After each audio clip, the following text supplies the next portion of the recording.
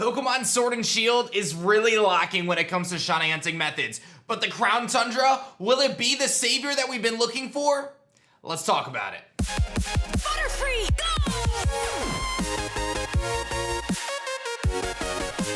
Yo, whoa, what is going on YouTube? It's your boy Dan, aka aDrive, bringing you guys a brand new video today, and today we are diving into the shiny hunting methods for the Crown Tundra, for Pokemon Sword and Shield and beyond. As you probably know, we are pretty void of good shiny hunting methods, and with the new DLC coming out, it's really our last chance, or a big chance for us as shiny hunters to really rejoice and get some new shiny hunting methods. And I've got some ideas. I've got some theories. We're gonna break them down in this video. I'm very excited about this. I've wanted to talk about this for quite a while. So be sure to hit that like button down below. Subscribe to the channel if you guys are new. I post Pokemon videos every single day, and YouTube tells me that about 50% of you guys are actually not subscribed, and like, we're about to hit Crown Tundra season, baby. What are you doing? You gotta subscribe so you don't miss the amazing content. Let's break down some shiny hunting methods, what I'm thinking about, and what is gonna change the game in the Crown Tundra. Before I jump into the heart of the video, I have to tell you guys something about something I'm super excited about. My friends at Verizon have actually rolled out 5G speeds in Hartford, Connecticut. The reason why this is so big is, for those of you who don't know, I used to do Pokemon Go IRL streaming, and 5G speeds are gonna change the game. With 5G speeds, you can actually download data up to 20 times faster, which is gonna completely change the experience of mobile gaming, streaming, uploading, and really anything to do with video or downloading content. For me, it means that my streams are gonna be in higher quality ever before when I take to the streets and stream Pokemon Go for you guys. For many of you, being able to download or play mobile games at a much faster pace, as well as communicate with family and friends through FaceTime and Zoom, is gonna be more efficient than ever before, which I think is so crucial, especially right now where a lot of us are kind of stuck home and we're really craving that in-person interaction. Being able to use these different devices at much higher speeds, that's pretty incredible. And a big shout out to Verizon for making that happen on the 5G network.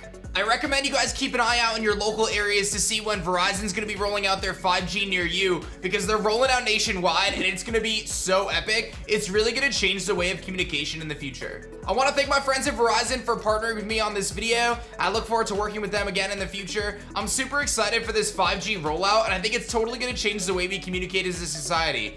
I'm really stoked to jump into those Pokemon Go live streams again with 5G network from Verizon. Roll the video. All right, so the first part of this video is a little bit of a rant, and that is the current shiny hunting method. Now, Galar and Sword and Shield is really based around battling and things like that, and they have the battle shiny hunting method, where if you knock out 500 Pokemon, you increase the chance of getting that Pokemon to spawn as a shiny. However, for those who are not aware, that shiny hunting method is broken. It is actually only boosted 3% of the time. Yes, 3% of the time. If you knock out a Pokemon 500 times, only 3% of the time after that do you get that shiny boost to 1 in 512. The rest of the 97% of the time you don't actually get a boost at all, which means that the odds are really about 1 in 1300 with the Shine Charm instead of 1 in 1365. So for all intents and purposes, it's pretty much insignificant, and knocking out 500 Pokemon for that shiny hunting method really doesn't do much for you. Now, if it was coded correctly in the game, if you knocked out 500 Pokemon, then you would have a 1 in 512 chance to get a shiny, which is much better than what it is now. So let's talk about that. Obviously, that's a bit frustrating, but if they could fix that, that would just be swell, wouldn't it? You know, asking them to fix their game. That would actually be pretty incredible. I don't have my hopes too high for that, because they should have fixed it for the Isle of Armor and they didn't, so don't get too excited, team. The next thing I want to talk about is Brilliant Auras. Yes, that little yellow swirl that shows up around Pokemon. Those Brilliant Aura Pokemon have a higher chance to have egg moves and better stats, but there is no boosted shiny chance with that. Who was sitting at the table at Game Freak and decided, yeah, let's not make any shiny boosts for these brilliant Pokemon? What is that logic? Just boost the chance, put those at 1 in 512 and be done with it. It's really not that hard. I don't understand why they didn't make Brilliant Aura Pokemon a higher shiny chance. I'll digress. The next thing is, chain fishing is in Sword and Shield. Yes, did you know that when you cast your rod and you reel in a Pokemon successfully, like you used to be able to do in X and Y and ORAS, you actually increase your chain and get higher chance of Brilliant Auras, which we just talked about. However, the shiny boost that was originally intended for chain fishing in both X and Y and Omega Ruby and Alpha Sapphire is not present in Pokemon Sword and Shield. So chain fishing exists, but only for Brilliant Auras, which isn't for shiny hunting. Does anyone else see the problem here? Pretty much the only shiny hunting method that is not busted is the Masuda method, where you breed 2 Pokemon from different language games together and they have a higher chance of having a shiny offspring. That's really all we got, team. We got the Masuda method. That's it. That's all we got. Now here's where things get spicy, and this is where the Crown Tundra can absolutely hit a home run, and they can really bring things back for the Shiny Hunting community. Now, and not just for the Shiny Hunting community, for anyone who plays the game, right? I feel like this is something that we shouldn't even have to talk about, but for some reason, they just left it out.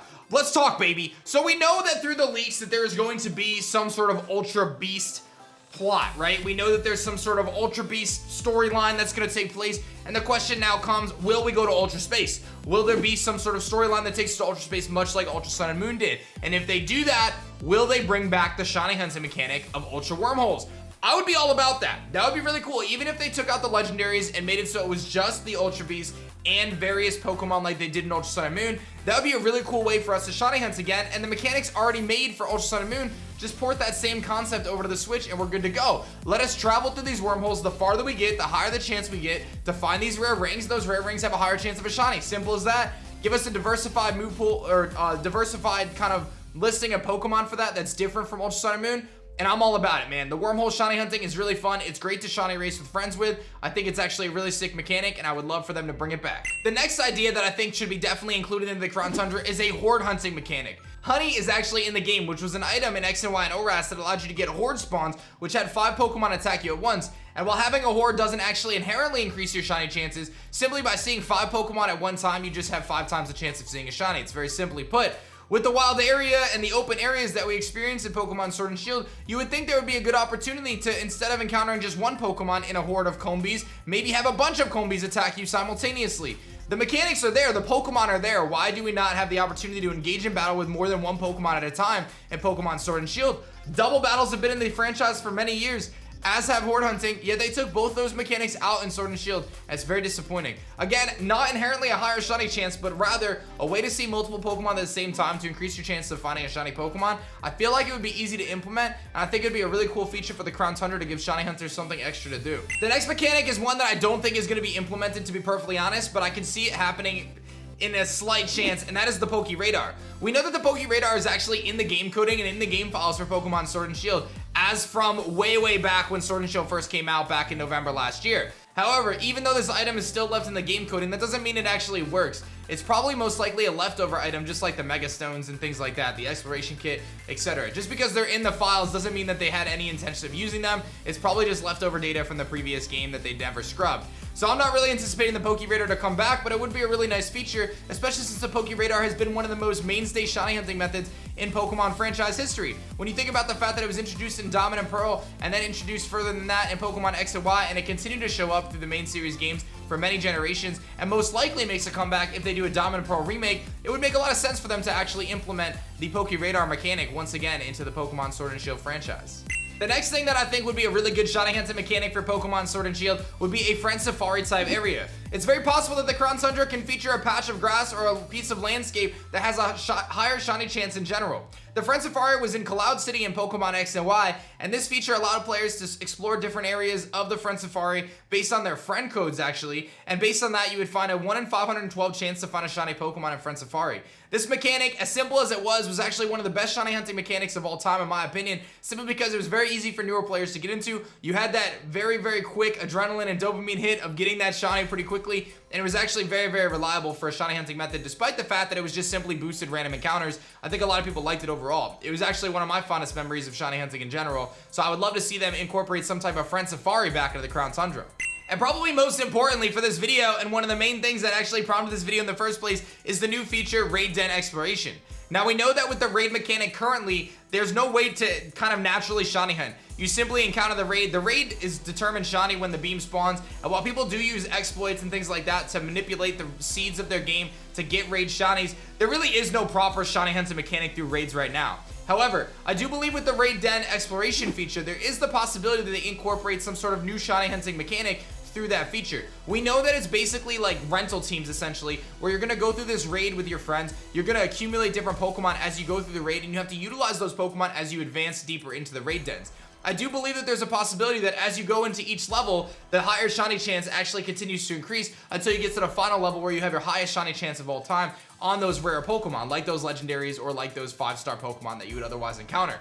Now, whether this is possible or not, I don't know, and it's actually very interesting kind of concern that comes up of will we be able to shiny hunt the legendaries when we get to the end of this Raid Den exploration? Will we be able to soft reset them? My gut says probably not, because the raid mechanics right now don't allow us to soft reset them, and there's no way to manipulate the shiny charm odds or the shiny odds through the raid mechanics as they currently stand.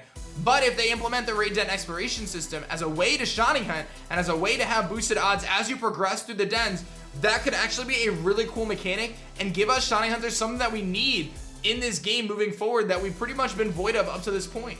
But I don't want to get my hopes too high. I do think there is a possibility that there is some sort of shiny hunting mechanic in Pokemon Sword and Shield. At the very least, it would be very nice if they at least address the issues that are currently in the game that kind of prohibit shiny hunters like myself from actually doing what we want to do.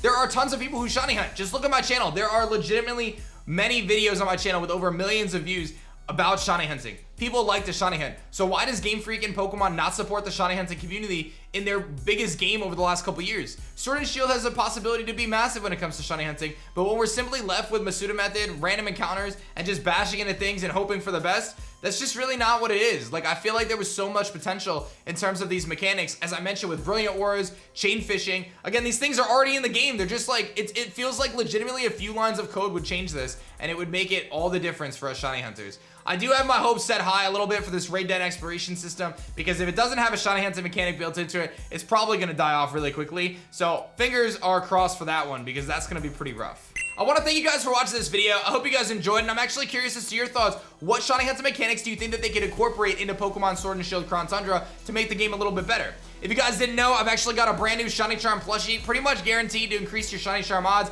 I have it in two different sizes, this size and the jumbo plush size, which is like a pillow basically, and it's actually amazing. You guys can go to teamshiny.com to pick up my brand new plush. They are available for a limited time, so make sure you grab one before you can't get one, because this Shiny Charm luck, you might need it in the Crown Tundra if they don't add any of these new methods. Let me just be real. If you guys enjoyed this video, be sure to hit that like button down below. Subscribe to the channel if you guys are new. Get those notifications on, and make sure you guys are ready to rock for Crown Tundra. You do not want to miss our amazing content we're throwing down right here. Thank you guys for watching, and I will see you guys on the next one. Peace. If you guys enjoyed this video, you should definitely check out this one right here. Otherwise, this one's not too bad either. They're actually both awesome. Make sure you guys subscribe or I'm going to cut off your power. Yeah, I said that. I did.